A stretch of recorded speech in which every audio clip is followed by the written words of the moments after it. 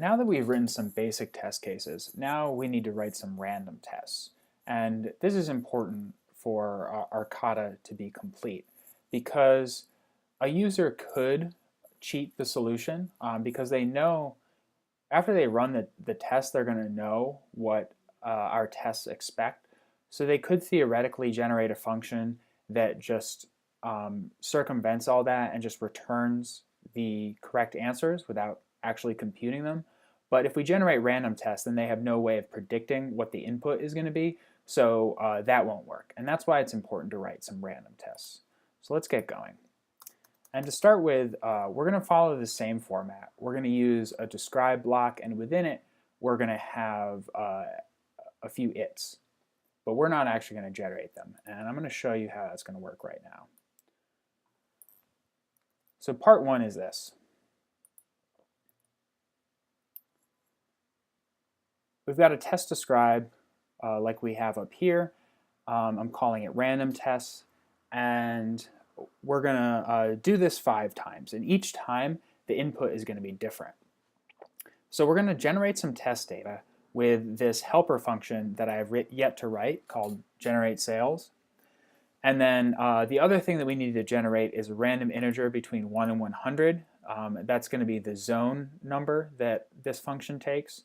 And then here comes the tricky part. Well, maybe not too tricky, but we need to check the user's solution against the correct solution. And in this case, we're randomly generating the inputs. So we don't actually know what the correct solution is going to be until we ourselves compute it. And the way we're going to do that is we're actually just going to use the solution that we wrote. So I'm going to copy and paste this over here. We're going to use the solution that we wrote to check their solution. And in order to do that, we just need to change the name a little bit. You could call it whatever you want. I'm going to call it check bestsellers instead of find bestsellers, just to distinguish between the two and to let JavaScript know what it's actually calling. So we are essentially, it seems a little silly, we are essentially calling test assert equals, and what we're passing in here, we're basically calling the same function twice and expecting it to equal the same result. Which you got to be careful because even if your solution is wrong, this is going to work because it's going to be comparing the wrong result to the wrong result, and yeah, they're going to equal each other.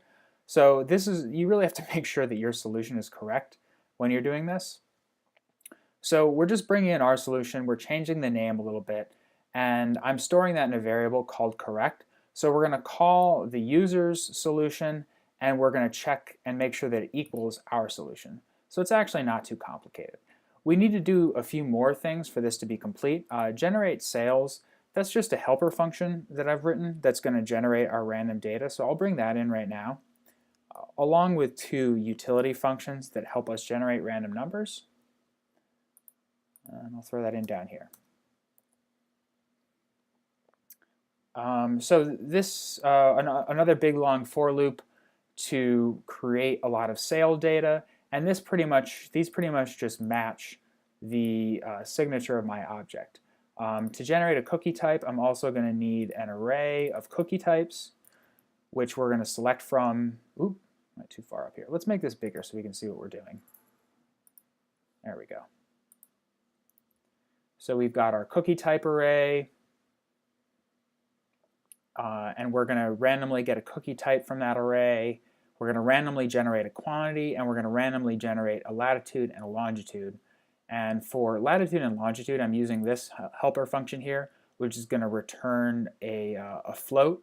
So we're going to have numbers after the decimal place, which we need here versus just an integer.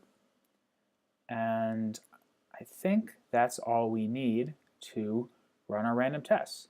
So let's make this small again, and let's validate our solution. Oh, that was weird. Okay, looks like our tests work. Great. We are almost there. We're in the home stretch.